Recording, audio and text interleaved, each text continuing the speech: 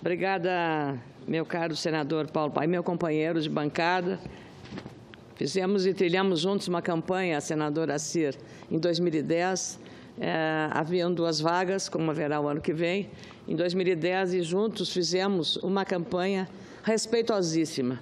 O que distingue o Paim do partido dele é exatamente isso. Ele é um comprometido com as causas sociais, mas jamais desrespeitou, jamais caluniou um adversário político. Então, eu, como testemunha desse comportamento, digo que isto é também o respeito que os gaúchos têm à atuação do senador Paulo Paim, que eu tive a ousadia de, na minha campanha eleitoral, em 2010, colocar no ar, e as pessoas não entenderam nada. Eu dizia na campanha lá, não esqueça para o eleitor, você pode votar em bater 2 votos, pode ser em mim e no Paim, ou em mim e no Rigoto. Então, eu botei isso na campanha. Quer dizer, para o eleitor que não estava acostumado com aquela ousadia, eles não entenderam. Então, mas a gente teve que explicar e foi, ao final... Foi uma pegada inteligente.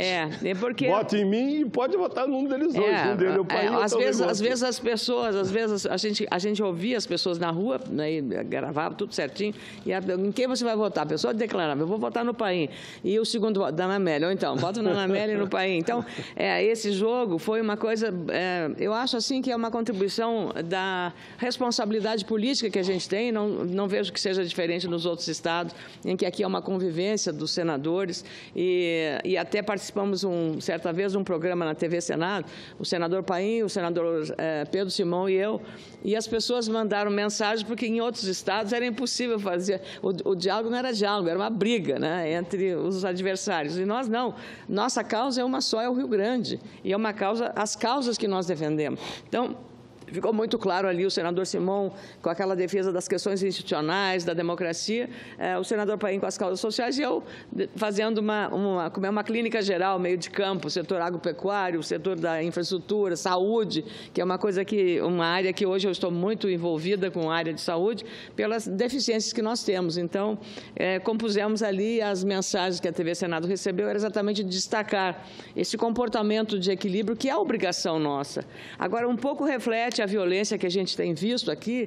O senador Paim falou que vai ser um embate duro. Tudo bem, eu acho que isso mesmo, um embate duro. Agora, um embate que não pode fugir a uma regra de civilidade. Não pode o senador meter o dedo em riste na cara de um colega. Nós somos aqui iguais, chegamos pelo mesmo caminho, pelo voto direto. Então, não pode subir em cima de uma bancada, não pode fazer certos gestos que praticamente traga da rua a violência que a gente viu nas manifestações aqui em Brasília naquela quarta-feira triste para o Brasil. Então, eu acho que é possível. O Paim é a demonstração clara de que, sendo adversário do programa de reformas, é possível você estabelecer um diálogo, mas não pode ultrapassar o limite do respeito e da dignidade, da civilidade, eu diria. Então, é claro que no parlamento, quando os ânimos se aumentam, fica muito mais complicado. Mas eu acredito, sim, que a racionalidade vai prevalecer. Aliás, essa semana nós vimos aqui, o Senado, apesar das dificuldades da crise que estamos vivendo, conseguiu aprovar matérias importantes. Eu sou testemunha, senadora Assir, até quando se votou a questão da regularização fundiária, porque eu presidi a Comissão de Agricultura quando esse tema era o mantra do senhor em relação à Rondônia. A Rondônia e a outras regiões. Nós fizemos um debate, eu estou trazendo essa agora, digamos, improvisadamente, fizemos um debate na Comissão de Agricultura, uma iniciativa do senador José Medeiros, para um assentamento que tem no Mato Grosso. Esse assentamento se transformou, senador Paim, num município. Um município do assentamento. Veja como ele cresceu.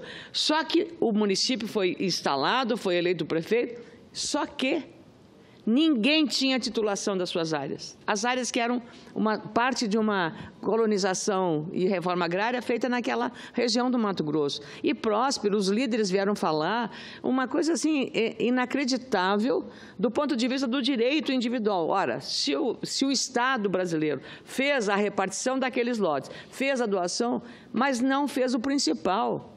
é a regularização fundiária. Então, a medida provisória, eu acho que ela foi abrangente, evidentemente, para abrigar com o senso de justiça os assentamentos lá no norte da Amazônia. E não acredito, sinceramente, não acredito naquilo que aqui se falou, que haveria uma concentração, que as pessoas iam comprar as terras do assentado. O senhor conhece muito melhor do que eu a realidade, porque já ele vive daquilo, foi provado que ele vive daquilo, ele trabalha naquilo, aí já vem o irmão, vem o filho daquele assentado que estava lá, que é uma segunda geração. Então, não é possível você subestimar a capacidade empreendedora do cidadão. Alguns dão certo, a maioria dá certo, a maioria sabe estar lá na terra porque sabe trabalhar a terra. Senador, com muito prazer, concedo a parte a Vossa Excelência. Senadora Ana Amélia, Vossa Excelência, quando presidente da Comissão de Agricultura, esteve conosco, nos deu o prazer e a honra de visitar o nosso estado de Rondônia e conheceu vários municípios. E Rondônia é fruto de um assentamento e todos os nossos agricultores foram assentados pelo INCRA. Todos os municípios nasceram através dos assentamentos. E até hoje não tem o documento da sua terra ainda. É isso que é preciso que o país entenda, que coisa absurda. E deu certo.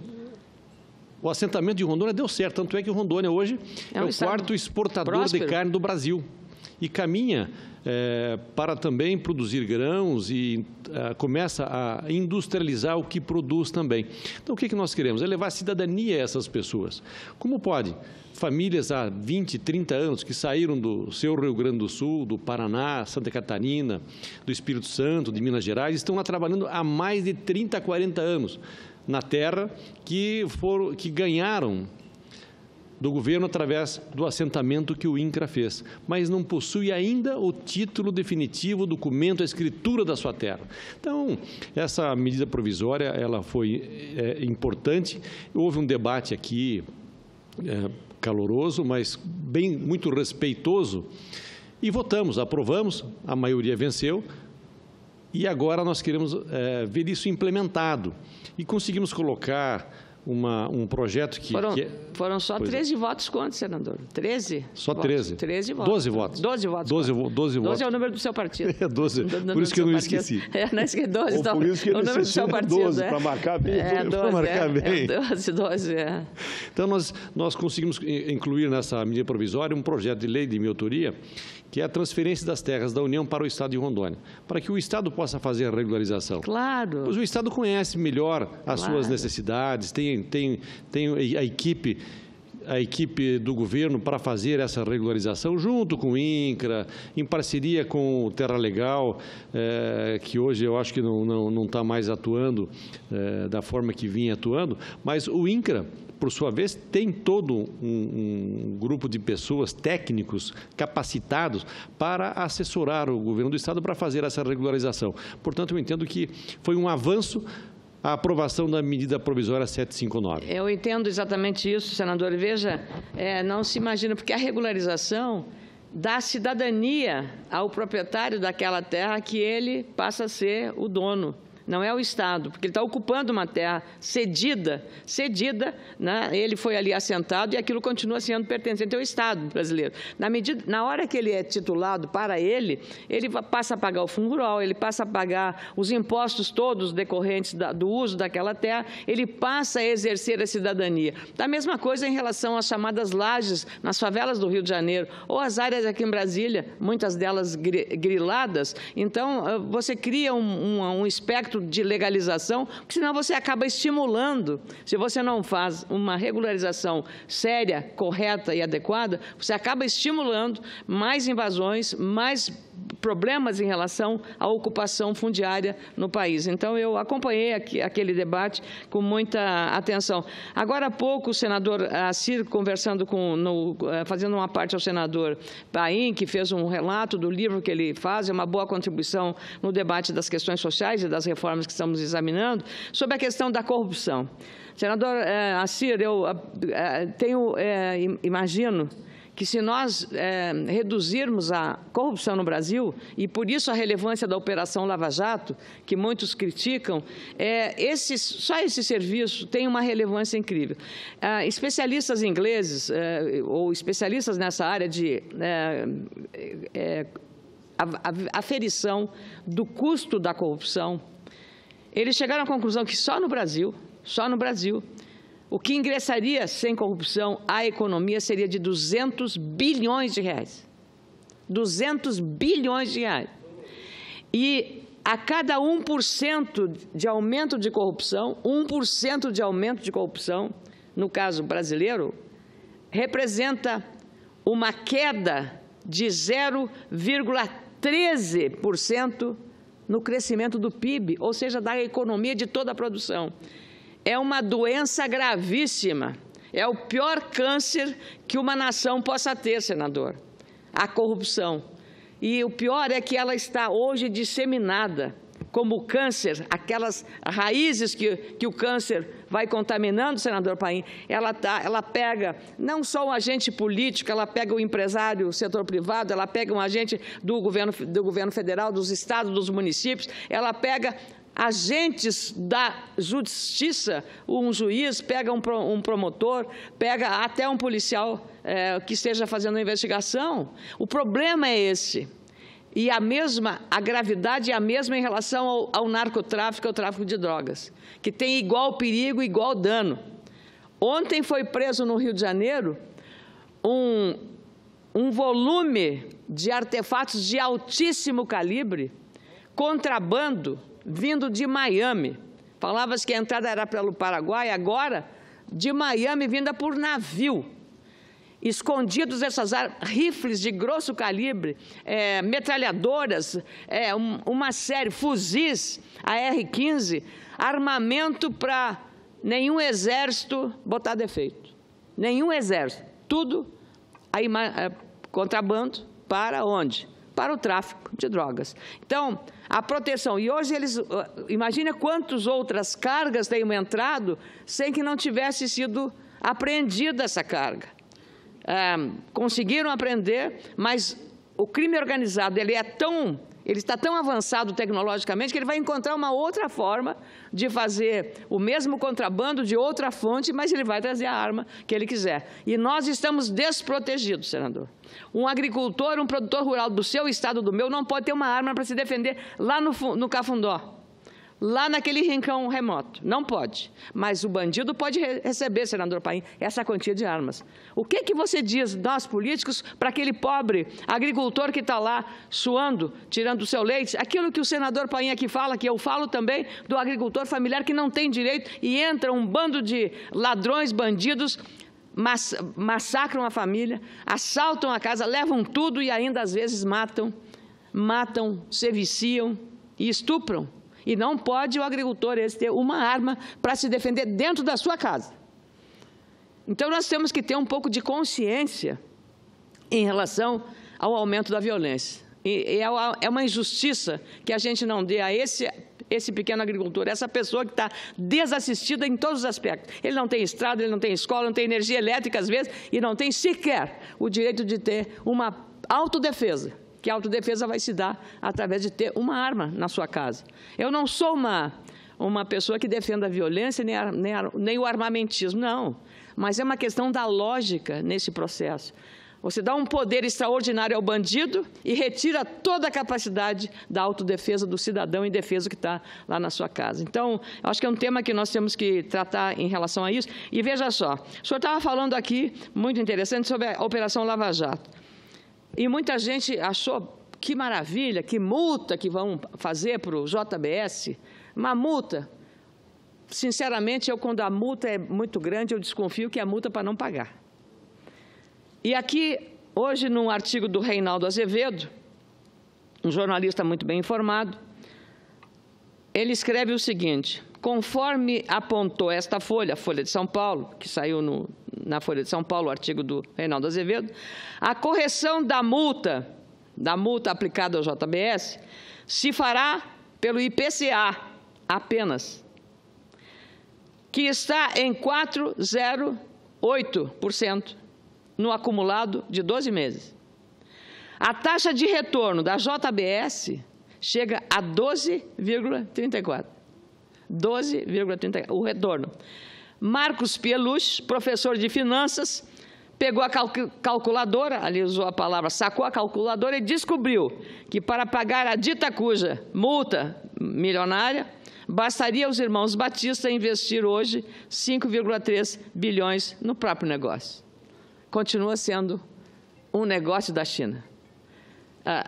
Eu queria dizer que a gente tem que olhar os números como eles são e saber até onde vai esta multa. Esta multa pode ser mais um prêmio generoso concedido a quem é considerado pelo ex-presidente Lula como um bandido, os bandidos. Foi o presidente Lula que declarou hoje na imprensa que Joesley é um bandido. Então, eu trago apenas esses dados para falar sobre essa questão tão, eu diria assim, tão aguda para nós todos e cobram muito de nós políticos e tem que ser cobrado da sociedade esse processo. Mas a corrupção está entranhada nas relações pessoais, nos negócios, nas pequenas, até em casa, às vezes, né?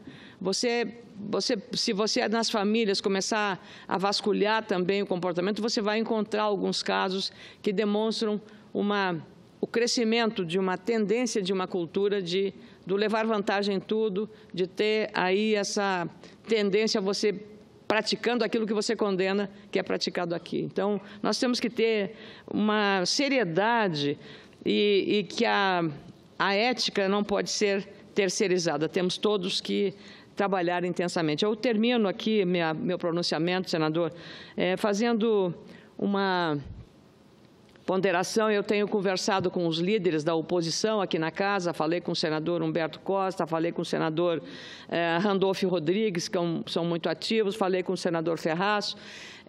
Eu estou apresentando um parecer a várias emendas constitucionais de vários senadores. Me detive em duas delas, que trata da composição da Suprema Corte de Justiça do país. Uma delas do senador Cristóvão Buarque, nosso colega daqui do Distrito Federal, e do senador Lazier Martins, lá do Rio Grande do Sul, nosso colega do Rio Grande do Sul. Nessa PEC 44 de 2012, do senador Cristóvão, e de uma mais recente do senador Lazier, ele faz uma composição, eu diria, mais democrática.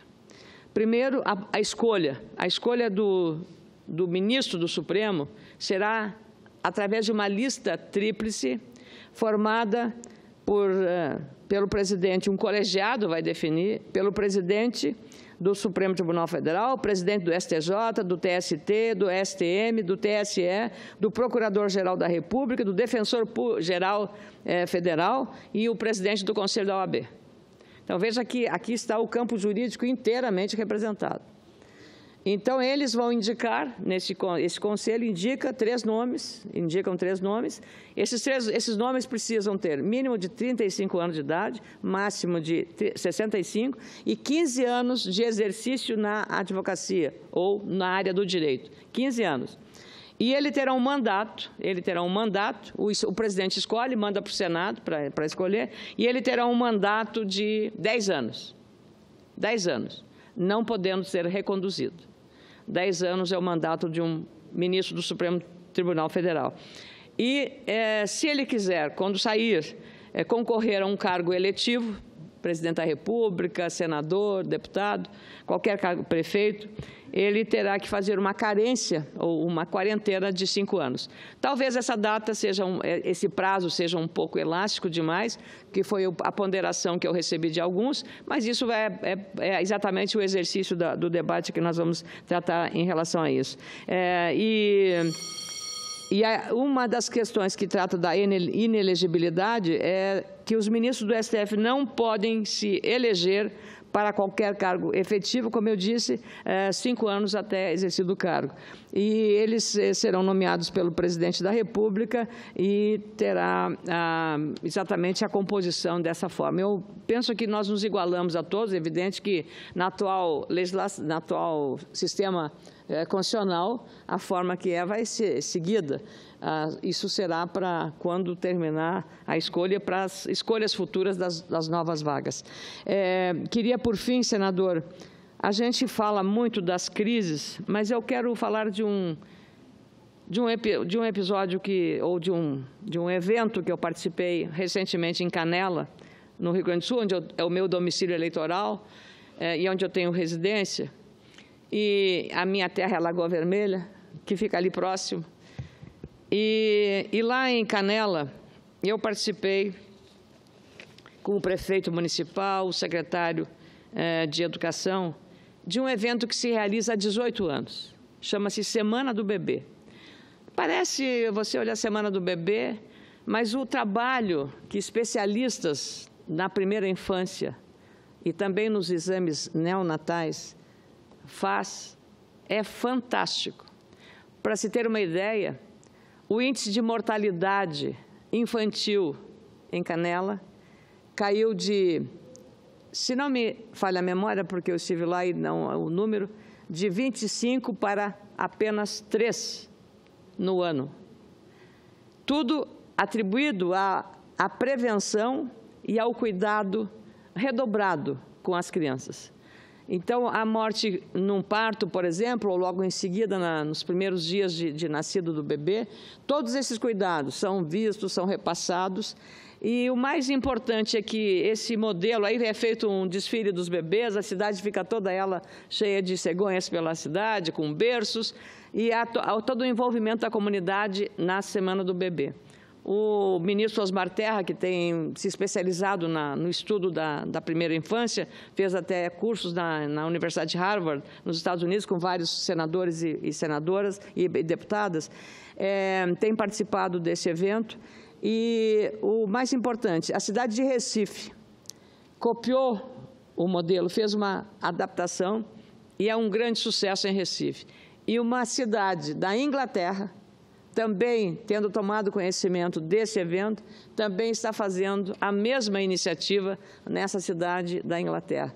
Então, eu penso que a gente precisa também aqui, às vezes, como o senhor fez com o seu livro, trazer algumas informações que têm relevância muito importante para a prevenção e para a saúde dos nossos bebês. Crianças sadias ao nascerem, na gestação, ao nascerem também, serão adultos mais saudáveis, com capacidade para maior entendimento e no aprendizado também. Então, quero saudar a administração de Canela, anterior e atual, pelo empenho de manter esta chama viva da Semana do Bebê no município de Canela.